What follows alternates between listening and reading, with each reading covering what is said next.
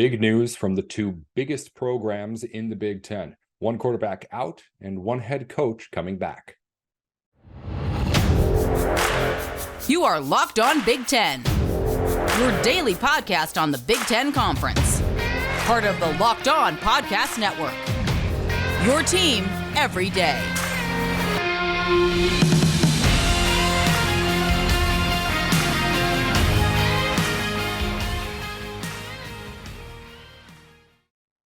Hey, thanks for tuning in to Locked On Big Ten. Everything you need to know about the conference every day of the week. I'm your host, Nate Dickinson. Coming up on today's show, two of the biggest football programs in all of the country and easily the two biggest in the Big Ten making big moves. CJ Stroud is out and going to the NFL. Jim Harbaugh is staying put and not going to the NFL. We'll dive into all of it right here on the show. Before we do any of that, though, a reminder to follow along with the podcast wherever you get your podcasts, on YouTube and on Twitter, too. The handle is at Locked On Big Ten. That's 10 at the end, not TEN, wherever you're searching. I'm Nate Dickinson at Nate with Sports. Let's dive right into things here with CJ Stroud. So Stroud decides that he's leaving Ohio State to head to the NFL, a decision that was pretty widely expected around college football. But now he leaves behind a very peculiar legacy with the Buckeyes. And it's really interesting when you actually get into the numbers, because on the stats alone, easily one of, if not the best quarterback in Ohio State history. But we'll get into exactly how he's going to be remembered. So I took a look at the Ohio State record books, and I opened up the page hoping to find some sort of reason to say, hey, CJ Stroud is not going to be remembered for how good he actually was as a quarterback. And those numbers were not hard to find. If you're a Buckeye fan, you already know that CJ Stroud's name is all over the record books for passing at Ohio State. But here's just some of the numbers that really promote how impressive he's been with the Buckeyes. Stroud is right now second most passing yards in Ohio State history for a career. That's behind only JT Barrett. As far as a season goes, he has the second and third most passing yards in individual seasons over the last 2 years. That's behind only Dwayne Haskins, whose single season record is also a Big Ten record. 5 of the top individual passing yard games in Ohio State history belong to CJ Stroud. 5 out of the top 10, including number 1 and number 3 on that list, if you were wondering. As far as touchdowns go, in a career, second most touchdowns passing in Ohio State history, only second to JT Barrett, whose record is also a Big Ten record. In an individual season, he has the second most touchdowns in one season behind Dwayne Haskins, whose record is a Big Ten record. Only he and Dwayne Haskins have both 2 6-touchdown passing games and 3 5-touchdown passing games to their names in Buckeye uniforms. Nobody else has ever done that. In completion percentage, he has the second highest career completion percentage in Buckeye history and the highest individual completion percentage in an individual season from back in last year. And maybe the biggest of those stats, the most impressive, if you're looking at just passing yards per game, CJ Stroud averages just over and even 300 of them. That's more than 55 yards better than anyone in Ohio State history. Haskins, Barrett, anybody else. It's impressive, extremely impressive, going through that list and realizing that he's at the top or right next to the top in just about every category. But what's more impressive is the names that you haven't even heard yet. Because yes, CJ Stroud competes with the best from Dwayne Haskins and JT Barrett, but even more impressive is the names that he beats in every single category. Names that we haven't heard from yet here today, like Troy Smith, Heisman winner, Terrell Pryor, Braxton Miller, Cardale Jones, Justin Fields. CJ Stroud blows them all out of the water with his numbers. And to be honest, there's only the one thing that he's missing, and that's that big game win. We mentioned it at the time. CJ Stroud played in 3 games that really matter to Ohio State fans. Against Michigan twice, and in a college football playoff semifinal against Georgia. He lost all 3. And when you take a look at all of these quarterbacks that we're talking about, Ohio State having and Stroud either competing with or beating statistically, there is that one thing that every single one of those quarterbacks has that Stroud doesn't. That's a win over the Wolverines, if not a national title altogether. Stroud has none of that. So when you talk about his legacy at Ohio State, I think that he has an opportunity here to become known as great if he goes on to be a great NFL quarterback. But as things currently stand, he'll be remembered as a great passer who couldn't win a big game. And that's not fair to who he was, because he was more than that. The reason why he got that college football playoff semifinal game was because of how dominant he was in leading that Ohio State offense.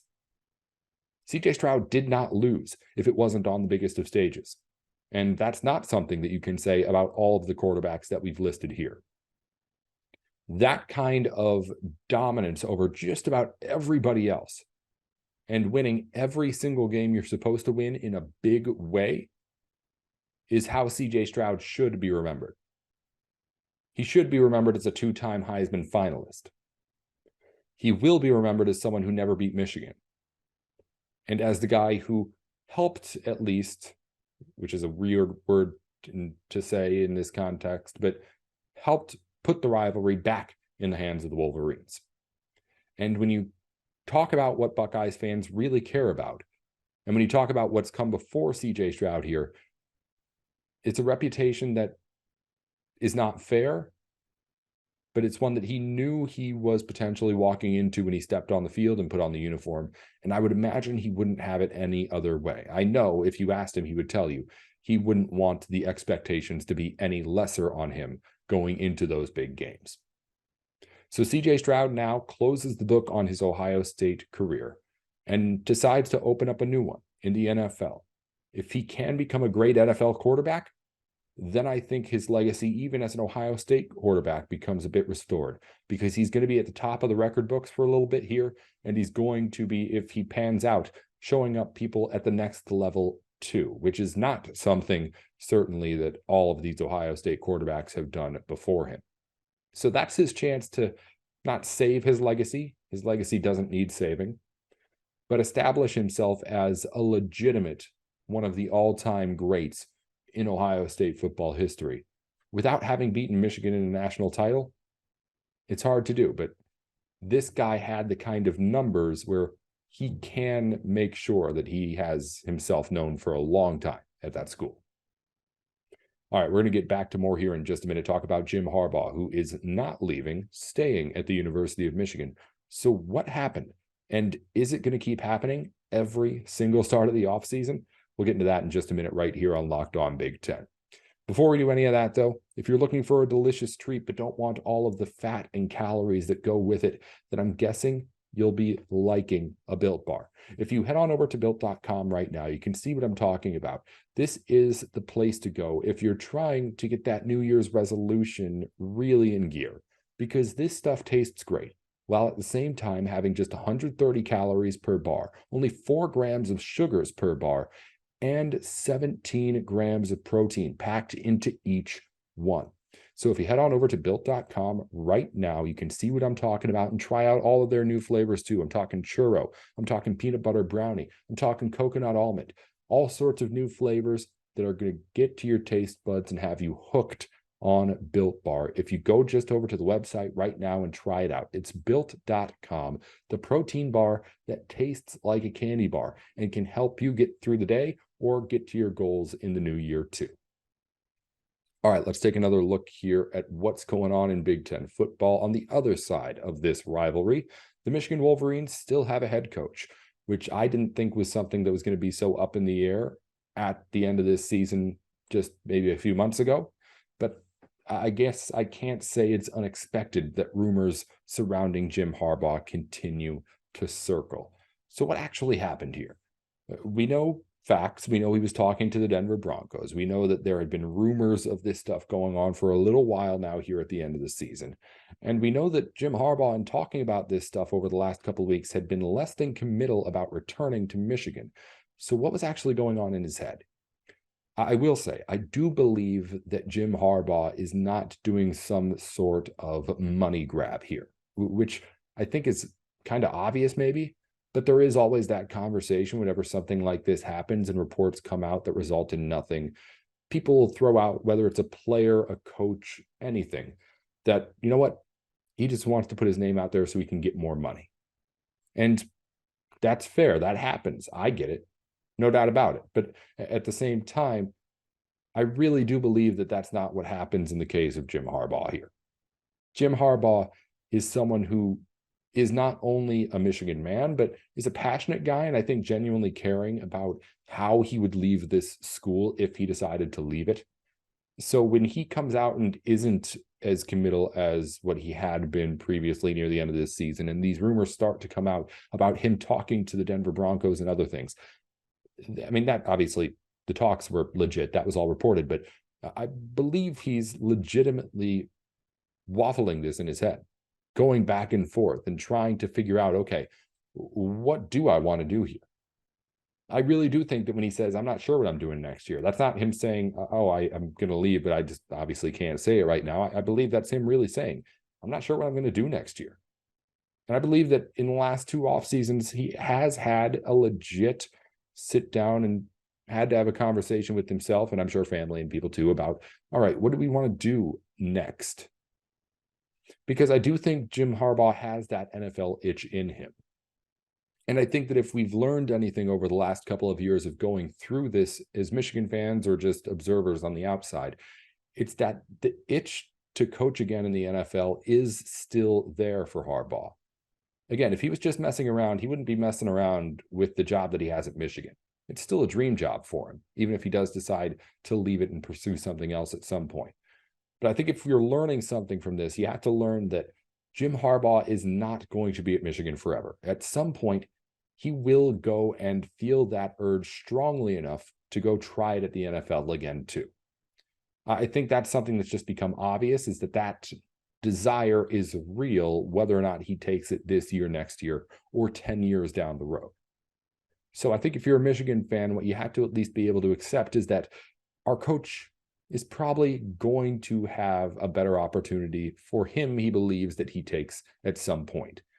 Now, what you also have to accept if you're a Michigan fan, though, is that even if he does come out and say for the next 3-5 years, hey, I'm staying at Michigan, like, let's say I'm right, which I like to think I am. Let's say I'm right and Jim Harbaugh is going to the NFL, but he says, you know what, I've done this for the last 2 off seasons at Michigan. I don't want to try and disrupt what the Wolverines are building with all of this drama. So, you know what, I'll look at the NFL again, but for the next 3 years, I'm done with it.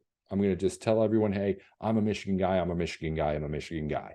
Even if he did that, even if he went to the podium every time and said, hey, I'm staying, the NFL still wants Jim Harbaugh. And when you're one of those unique coaches that is a college coach that can also be pulled to the NFL too, and that the NFL actually wants, there's going to be those rumors, especially in the NFL, where everyone's always talking about it and it's the biggest sport in the country. There are going to be the rumors every single season that Jim Harbaugh could be a candidate for a job, and people are looking at Jim Harbaugh as potentially the next head coach of this and that, and people saying just, hey, Jim Harbaugh would be a good fit at that spot, even if there's nothing behind it. That's going to happen. You have a coach that's in demand at multiple levels. If he was just a college coach, no problem here. You're not really worried. He's not leaving Michigan to go to somewhere else. This is your guy for life. But this is a guy who also has allure in the NFL. So with that, you get yourself, well, with whoever gets fired in the head coaching carousel, at least 5 or 6 jobs that are going to be directly competing with the Michigan football job every single season as long as Harbaugh's there. I think Michigan fans can accept that. It's not going to be easy, I'm sure, if Harbaugh just keeps on saying, hey, I'm staying, and everybody else keeps saying, well, what if he leaves? But Michigan fans, to be honest, should be used to it by now. And I think that at the very least, these last couple of years have gotten you maybe a little bit of an insight into what's going on in Jim Harbaugh's head. He's a Michigan man, and he doesn't take leaving this job lightly at all. But I think he's shown that, if nothing else, that desire to coach the NFL is at some point going to draw him back there. So we have the quarterback gone at Ohio State. We have the coach returning for Michigan. Tides just keep on shifting back in that Wolverine direction. We'll see, of course, how all of that translates next time the two teams meet on the field next fall. It's a long way until then, though, and we've got a whole lot of Big Ten basketball and other things to tell you about here as we continue on Locked On Big Ten, where you get everything you need to know about the conference every day of the week. I'm going to wrap up the show right now here with a look at everything in news from around the Big Ten Conference. First off, Big Ten Players of the Week. In men's basketball, Rutgers' Cam Spencer is the co-player of the week, as well as Purdue's Fletcher Lawyer, who wins co-player of the week and freshman of the week in the Big Ten. Lawyer finished with 27 points in a win against Nebraska. That was the most by a freshman in Purdue history. And for Spencer, 6 3-pointers and the go-ahead 3 with 15 seconds to play against Northwestern. That was in a 23-point game. He averaged 22 points on the week. That's Cam Spencer of Rutgers and Purdue's Fletcher Lawyer, your 2 Big Ten players of the week. Also in wrestling, Liam Cronin of Nebraska is your men's wrestler of the week. And we have news on the volleyball court. Aaron Virtue has been named the Michigan head volleyball coach, an offensive coordinator for USA volleyball team, but more importantly, also the director of the USA Development Program, which handles ages 15 through 23. If you're thinking about it, that's a whole lot of Michigan recruits that are already knowing and going to get to know new head coach Aaron Virtue. Michigan volleyball playing chess out there. Also in other news, concerning news, COVID-19 is back and affecting the Big Ten schedule. Northwestern will not play Iowa today due to a COVID-19 outbreak within the Wildcats team. Northwestern says they do not have the players to play in that game. NCAA rules require you to have 7 players ready to dress to participate. We'll see what ends up happening with that matchup, if it will end up being rescheduled or not. Of course, we will keep an eye on, and of course, we will keep an eye on Northwestern and the Wildcats' COVID situation on Locked On Big Ten. Now that you're done here on Locked On Big Ten, be sure to head over to Locked On College Basketball. Experts Isaac Shade and Andy Patton have everything you need to know on and off the court. Plus, hear from big-name experts, coaches, and players throughout the basketball landscape. Locked On College Basketball, available on YouTube and wherever you get your podcasts. That'll do it for Locked On Big Ten here today. I'm Nate Dickinson. Be sure to follow along wherever you get your podcasts on YouTube and on Twitter. It's at Locked On Big Ten. 10 when you're typing it out at the end, not TEN. I'm Nate Dickinson at Nate with Sports. We'll talk tomorrow.